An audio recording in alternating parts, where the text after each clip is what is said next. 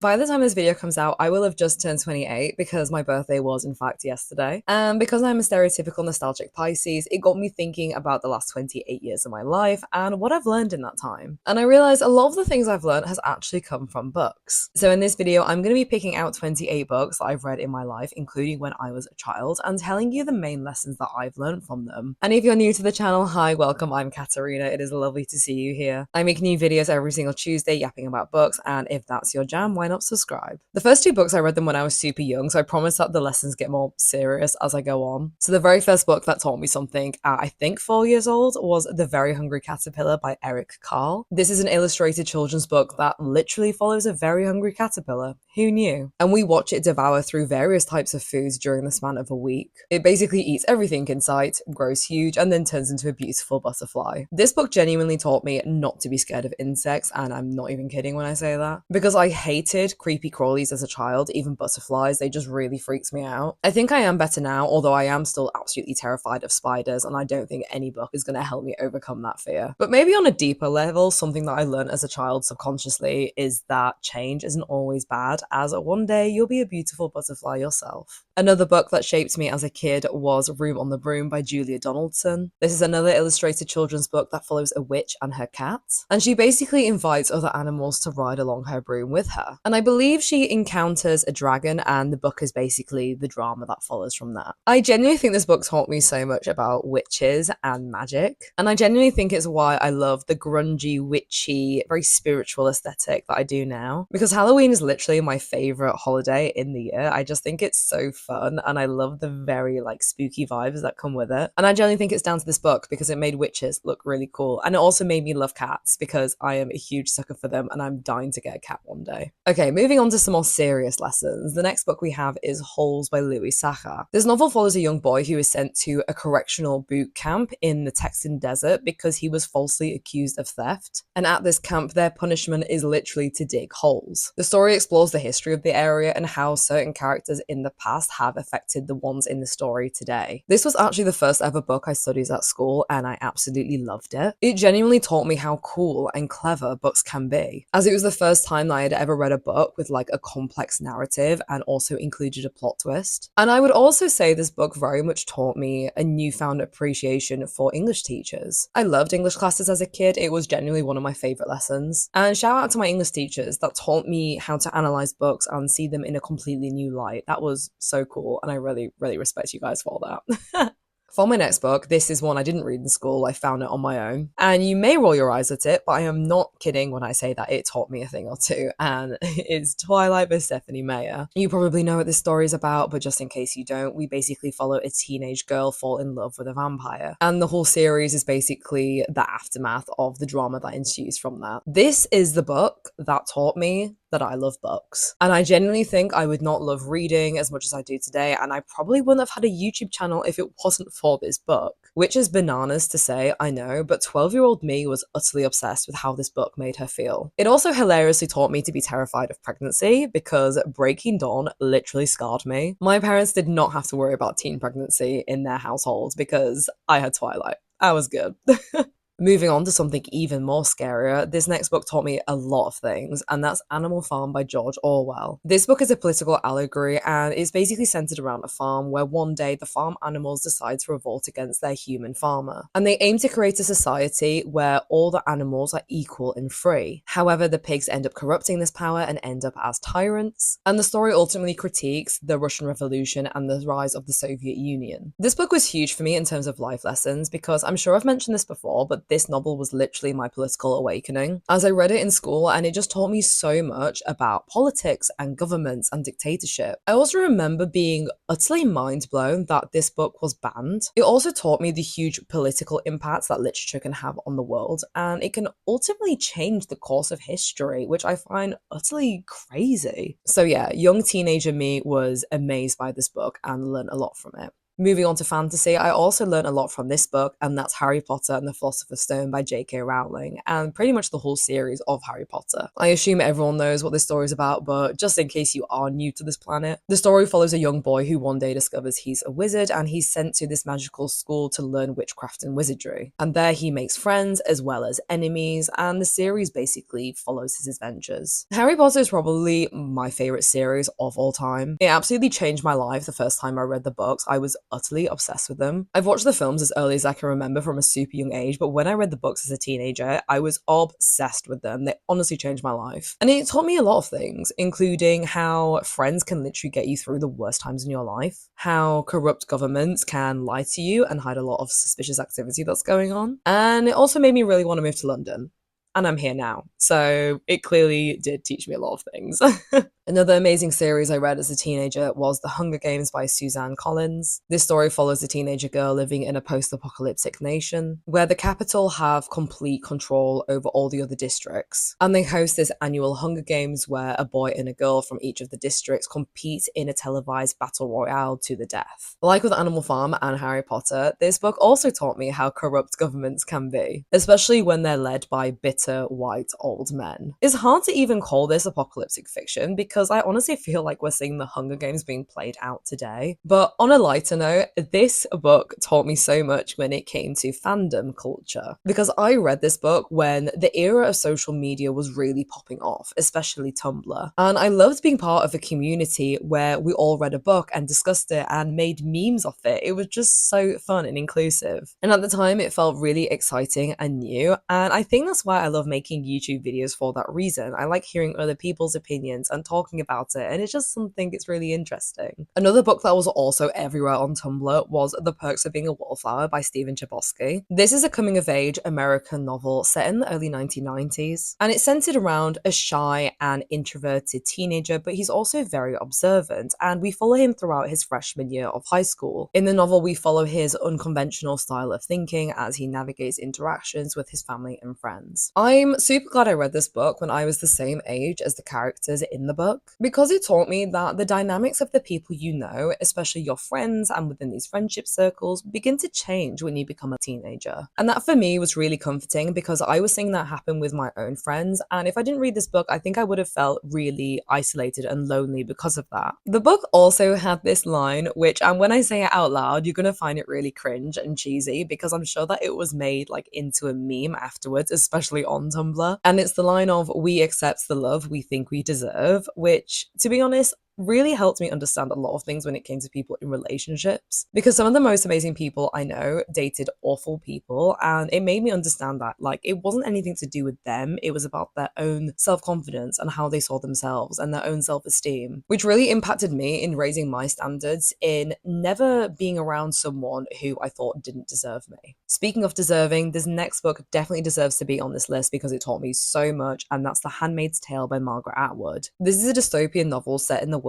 where all women are stripped of all their rights. And in this world, there exist these women called handmaids who are forced to birth the children of these elite men. It's very thick in themes of misogyny, control over women, and rebellion. This is one of those books whose messaging has definitely become more heavy with time, especially today when I'm watching the news of these powerful men in real time dictate laws and rights when it comes to women, especially over their reproductive health. And it's also been a personal lesson for me that has taken me a while to come to terms with, but there are just some men out there who will see you as a lesser being because you are a woman. And that in itself is an important reminder to keep fighting for equality and women's rights, because we still don't have equality with both genders in today's world. And this book is a reminder of what the future could look like if we stray even more from this equality. Oh, the joys of being a woman and still fighting for things that people were fighting for 50 years ago. For my next book, we have The Picture of Dorian Gray by Oscar Wilde. This story follows a man who has his portrait painted, and he basically makes a deal to stay forever young and beautiful. But each time he acts immorally or wrongfully, his portrait gets visibly older and uglier to reflect the sins he's committed. This is probably my favorite classic ever. I just think that the premise of it is so cool, but it also taught me a super important lesson of just solely focusing on beauty and sensual fulfillment in life is very dangerous and shallow, and the effects of that will chase you and will catch up with you, and you will severely regret it. This book was also a lesson for me to not be scared of aging, which I know I'm only 28, but it's sometimes difficult living in a world where society demonizes women for growing old, and it can take its toll. So I'm sure as I get even older, this book will only mean more to me in time. Another book that's an absolute favourite of mine is The Secret History by Donna Tartt. This novel follows 6 students at a small but elite liberal arts college, and the story is narrated by one of the students who retells the circumstances and everlasting effects of murdering one of their friends. This book simply taught me how amazing books can be, because I read this book years ago and still to this day it remains one of my favourite books. Before reading this, I didn't know that language and writing could be so beautiful and characters could be so complex and detailed, as it's literally filled to the brim with such stunning descriptions and whimsical writing. And this book has honestly motivated me above all to maybe write my own book one day, which if I ever do, it will be hugely down to this book, because I couldn't believe the way that this novel made me feel like I was in this world and I was literally forgetting that I was reading a book. Like, that is some incredible talent from the author. Unfortunately, very much in the real world of work, the next book I read was Lean In by Sheryl Sandberg. This book was written by the previous CEO of Facebook, and she explains the challenges and obstacles that women have to face in the workplace, and how to overcome these challenges at work and also at home in order to further your career. When I moved to London, I began working in corporate in a really high-end law firm when I was 24, and it was super stressful. I had the worst imposter syndrome, and I was honestly just doubting everything I was doing. But this book very much helped me understand why I felt that way, and in fact why a lot of women do, in the way that we're brought up as children, and then sexism in the workplace, and also just society. And this book definitely gave me more confidence to not only be more unapologetic at work, but also in life, and this was hugely impactful for me. So if you're another woman struggling with like imposter syndrome at work, on confidence, I would hugely recommend you to read this book. I think it's fantastic. Following on with lessons from work, the next book is American Psycho by Bret, Easton, Ellis. This story follows a vain, narcissistic, and wealthy investment banker living in New York, but he lives a double life of being a serial killer. It's disturbing and controversial, and it discusses consumerism, capitalism, and the dark underbelly of 1980s American society. This book pretty much taught me to avoid investment bankers. I'm just kidding. Sort of. But it also taught me the dangers of working somewhere where you absolutely hate, and how it can mentally destroy you to try and fit in somewhere where you really don't want to be. Because I've worked in jobs that have also made me want to murder people. So this book was an important lesson, because I don't fancy being a serial killer. And kind of related to death, the next book I have is Crying in H-Mart by Michelle Zauner. Here, the author essentially recounts her experience as a daughter of a Korean mum and American father. And the memoir is a look into her mother's battle with cancer and how her death completely altered her life. She also very heavily talks about Korean food and how that is a vessel for memory and heritage. This book is ultimately one of familial love and also grieving, as it's super heavy. And the main lesson it taught me is to definitely appreciate and spend more time with my parents whilst they're alive. Luckily, my parents are in good health, but I do think often about what it would be like when they are one day not here, and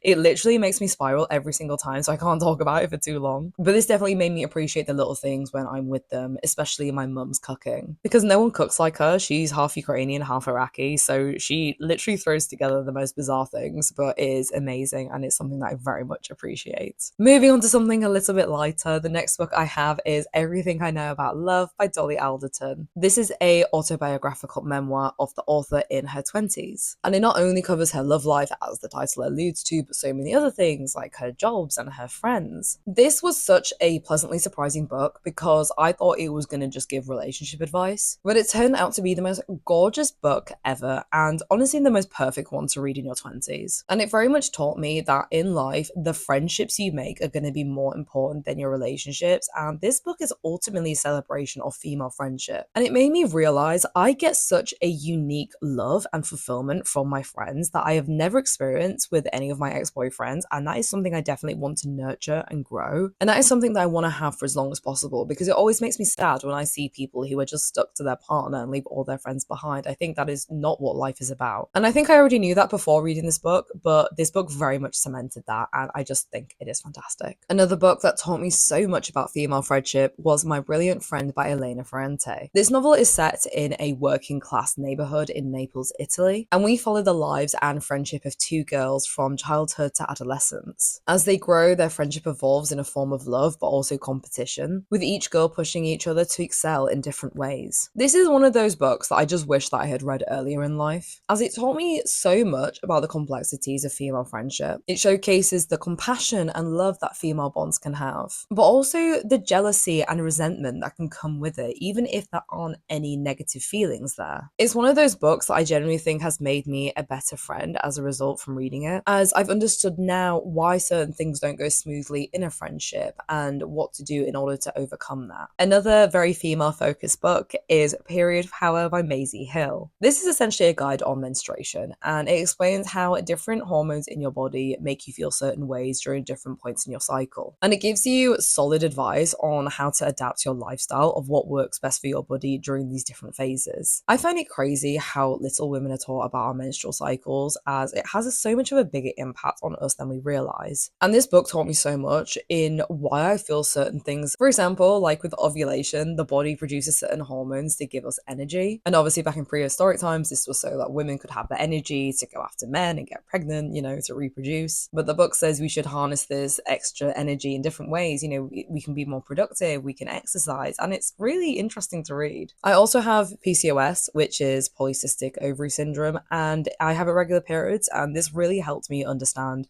what was going through when I was feeling certain ways, as sometimes I can't track it all in a calendar. I would honestly recommend this to any woman to read. It is fantastic. Carrying on my theme of health, the next book I have is My Year of Rest and Relaxation by Atessa Moshfegh. This is a satirical novel following a woman in New York. She seems to have the perfect life. She's very rich and privileged and has everything at her fingertips. But after dealing with the death of her parents and the dissatisfaction of her job, she attempts to escape reality and basically sleep for one whole year, a sort of extended hibernation. Not only did this teach me that being rich and white and incredibly privileged can still give you problems, so you should just be appreciative of what you have, it also taught me the importance of sleep and rest, and that it's okay to disconnect with the world to avoid burnout, because being a person in this modern day world is exhausting. And you know what, if I want to bed rot all day, I'm going to be doing that. And yet another book on health is The Obesity Code by Jason Fung. So this book basically explains how weight gain is not caused by calories, but instead it's caused by hormonal imbalances within the body, especially in regards to insulin. And this book gives advice and nutritional guidance on how to eat best for your body. It's not a diet book by any means, but because of this advice on how to eat well, you will naturally lose weight in the process. This book was so monumental to me in how I viewed food. I'd always been so blinded by calories when it came to watching my weight. I'd always reach for low calorie things that probably had awful effects on my body, rather than things that were probably better for me but higher in calories, because the numbers scared me. Look, I was on Tumblr when thigh gaps were all the rage. I have a lot of unlearning to do when it comes to diets culture. But this book genuinely was a great step forward in shifting my perspective on how I viewed food and dieting, and I would genuinely recommend this to anyone who is also struggling with this too. Another book I would highly recommend is The Panic Years by Nell Frizzle. This is a memoir of the author's panic years, which are a woman's years starting from her early 20s all the way to her late 30s, where the uncertainty of having kids can affect all your major life decisions, such as the job you take, the person you marry, where you live. And this is really this woman's own journey throughout these years and coming to terms with these pressures. So I actually broke up with a long-term boyfriend a couple of years ago, and I won't lie, it did send me into a bit of a spiral of, oh my god, when am I going to get married and have kids, because I'm already approaching my late 20s and society is going to deem me as old. Because as I mentioned, I have PCOS, which if you don't know, it also has an effect of lower infertility, so there is this pressure of having kids sooner. So I was very much feeling this pressure of my biological clock ticking. However, this book taught me that it is so okay to feel very pressured about this, and this book was honestly like a big warm hug in reassuring me that it was all going to be okay. And it also taught taught me that rushing into a relationship with the wrong person is so much worse than being on your own. And that definitely made me feel less panicked about the whole ordeal.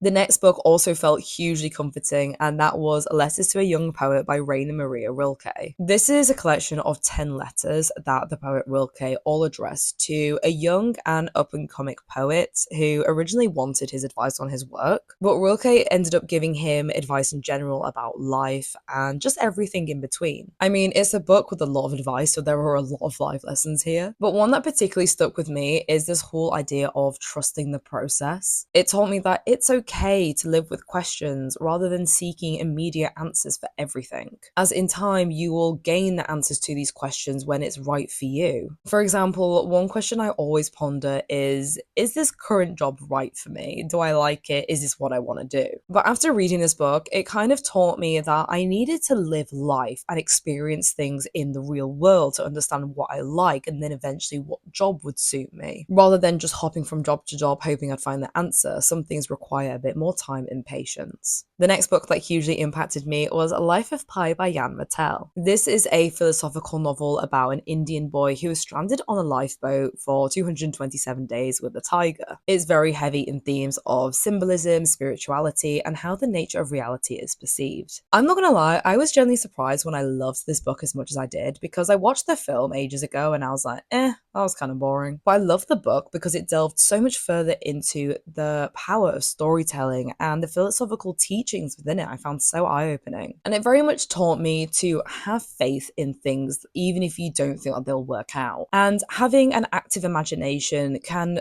be a source of comfort when you're undergoing very challenging circumstances in life, which is one of the main reasons I love reading fictional novels. The escapist element of it is really something that helps me deal with life, but maybe that's because I am an INFJ and daydreaming and escapism is my whole personality. This next book had a huge impact on me, and that's It Ends With Us by Colleen Hoover, because it taught me how bad a book can be, and it can still be published, it can still be popular, and it can still have a movie adaptation made from it. I apologize if I just gave any of you a mini heart attack then thinking I was going to say something good about this book, because I think this is generally one of the worst books I have ever read in my life. It was so painful to get through, to the point where it's so bad I'm not even going to bother telling you what it's about because I don't want to waste your time any further. But a book that is definitely worth your time is Swimming in the Dark by Tomasz Dąbrowski. This is historical fiction set in 1980s Poland, where the country is under communist rule, and we follow two men that meet at a agricultural camp and they pretty much fall in love straight away. However, the oppressive political regime and societal expectations very much put constraints on their romance, and we therefore see the tension between these two escalate as the same time the political tension in Poland increases. I like the messaging in this being super realistic, that love can't conquer all, and it taught me that political differences cannot be ignored when it comes to relationships, as my political opinion is very much a combination of all my basic beliefs and standpoints in life. And it doesn't matter how much I like someone, I think if their basic beliefs aren't aligned to mine, then it's just not going to work out long term. And I have literally seen this happen in real time. Like, the guys who I was seeing that had the biggest political differences from me, I did not hang out with them for long. And I kind of wish I read this book earlier, because it maybe then would have taught me to not waste my time with people who were so different politically from me. And another book about relationships is I'm a Fan by Sheena Patel. This is a British novel following a woman in her 30s who is obsessed with the guy she's seeing. However, she's way more into him than he is into her, which isn't helped by the fact that he's married and he's also seeing a plethora of other women. So she ends up turning into a little bit of a cyberstalker of him and all these women, essentially becoming their fan. This taught me to avoid situationships like the plague, because yes, they will make you crazy. Hilariously, I ended a 3 or 4 month situationship just before I read this book, which was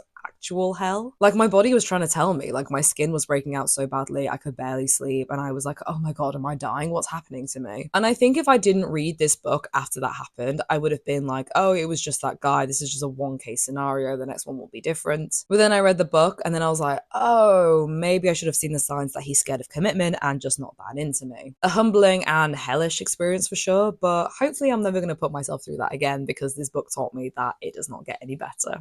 Another book with a very hellish experience is The Road by Cormac McCarthy. This is a post-apocalyptic novel that follows a father and his young son, and they journey through a desolate America after it was burnt down by an unknown disaster. They struggle to survive day by day as they're constantly encountering starvation and also violence. This book broke me after I finished reading it because it didn't even feel unrealistic. Especially after the LA fires that happened earlier this year, having huge areas of land burnt down, whether by arsonists or by climate change, is a very real possibility and it has devastating effects. And this taught me to be very cautious and aware of our current climate, both politically and environmentally, and educating ourselves on what's going on, as being ignorant could mean that we could potentially have a future like this. Another book that hugely shifted my perspective is Miracle in the Andes by Nando Parrado. This is a true story of the 1972 plane crash and rescue, written by one of the survivors who retells the horrific conditions that he himself and the other survivors had to go through for 72 days in the frozen mountains. He goes into detail of his thought process the entire way and how he found the mental and physical strength to survive. I talk about this book so often, but it's because it taught me so much and it had a huge impact on me. Not only did it teach me many lessons in hope and teamwork and human resilience in survival, but it also made me reevaluate of what I put importance on in my life and not to sweat the small stuff. It sounds cheesy, but it really is your friends and family of what makes life meaningful, and the people you surround yourself with and the memories you make with them will honestly get you through the toughest of times. I had my birthday celebrations last night, and when I came home I actually started crying not because I'm a year older and I'm like, oh, I'm getting old, but because like I was so happy to spend it with family and friends. And like, oh my God, am I going to start crying again? This is not good. But like these memories that I've made with them are going to stay with me for like the rest of my life. And it also like, it makes me remember that life is really temporary, which is a good thing and a bad thing. It's good because whatever hardships you're going, you know they're going to be over. But it's also a bad thing because these memories are so cherished and the people you're with, you're having such a good time and you know it's not always going to be there. But it's also a good thing because it makes you appreciate it there and then because you know it's not going to be around forever. Whoa, that was deep, but I just needed to explain my thoughts on that one.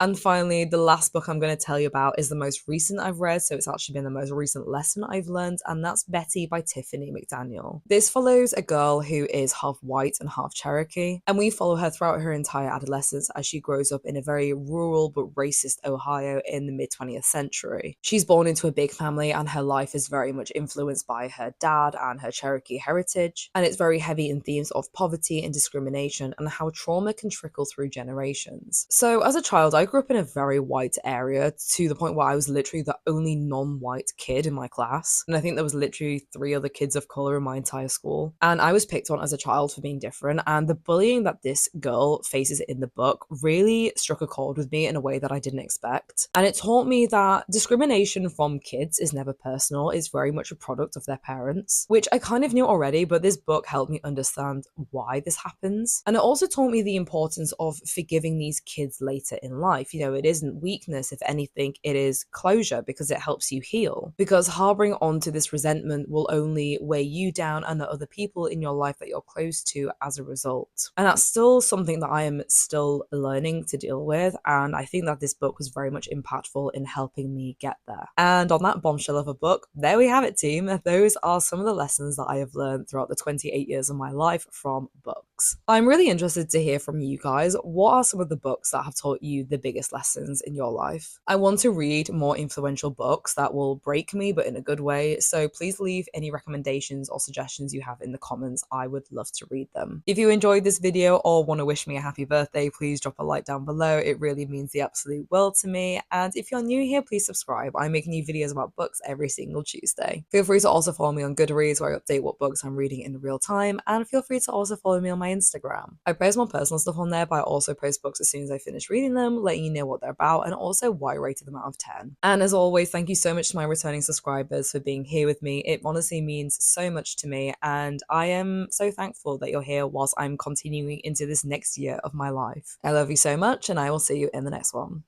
Bye.